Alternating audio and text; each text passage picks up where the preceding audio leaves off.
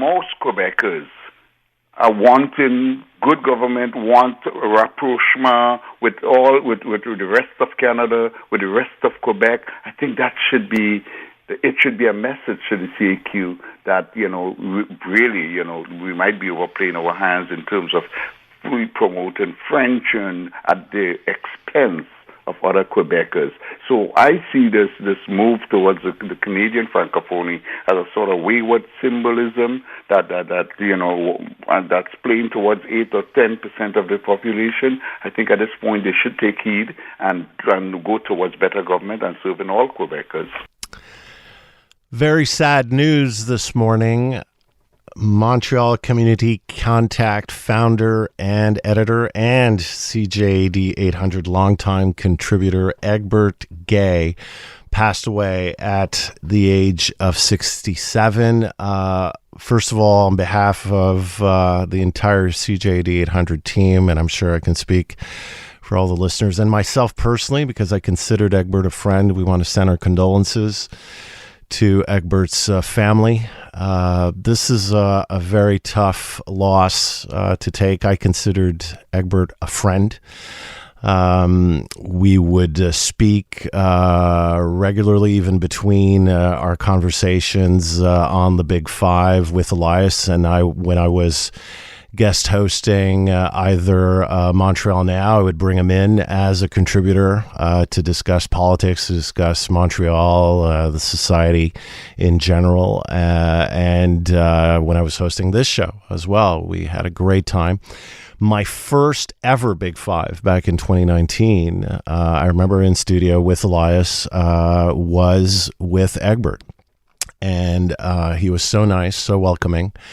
And I want to pay tribute to this man because he was a pillar of our community. We heard earlier Valerie Plante talking about what makes Montreal special, and it's obviously the diversity and the cosmopolitan nature of Montreal, and Egbert Gaye was a pillar of that diversity, and always celebrating it, always with good humor, positive things to say about our community, and not shying away from the difficult topics. Always on the forefront about racism, systemic racism, the issues involving the Black community in Montreal, but not just the Black community, beyond that. And he was always in good spirits, would always revert to humor, even in during difficult conversations. But this hurts. I got to say, personally, on a personal level, Egbert Gaye was truly a great voice, always bringing a different angle to this great conversation that we were having here on CJAD 800, and he will be truly missed. And this is a big loss, not only for obviously Egbert's family and close friends, but for all of us in Montreal. We need more people like Egbert Gaye. And I got to say, you heard this excerpt. He was always there, always available for the Big Five.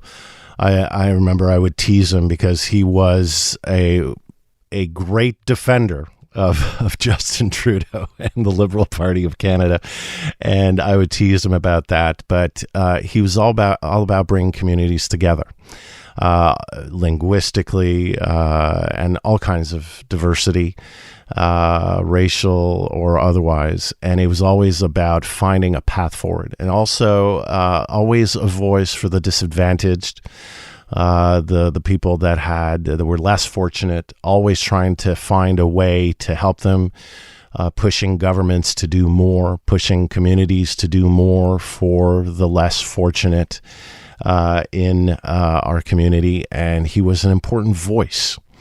And unfortunately, there aren't a lot of voices like that that can still be heard and can speak with authority.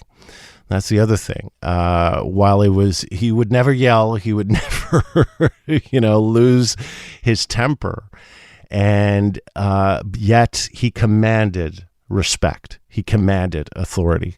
And he had always a way to point out that we should not forget the less fortunate. We should not forget the disadvantaged, the oppressed, the disadvantaged, and always think that society is about bringing people up.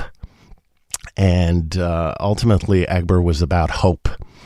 He was about always looking forward and seeing a way to make things better for all. And that is, I think, one of the great things that Egbert contributed to Montreal and to Quebec and to every person he came in contact with. So again, very sad news today. Montreal Community Contact founder and editor and longtime CJAD 800 contributor Egbert Gaye, dead at 67. I'm David Heurtel. Thank you for joining us. We will leave you this morning with Egbert Gaye's final appearance on CJAD 800, which was last Tuesday. Look, the problem is with the ruling, right? The problem is with the ruling. I'm going to tell you what a nuisance is. I have an instrument in my living room. It's a steel pan. And whenever a song comes to my head, I jump on my steel pan and I start playing.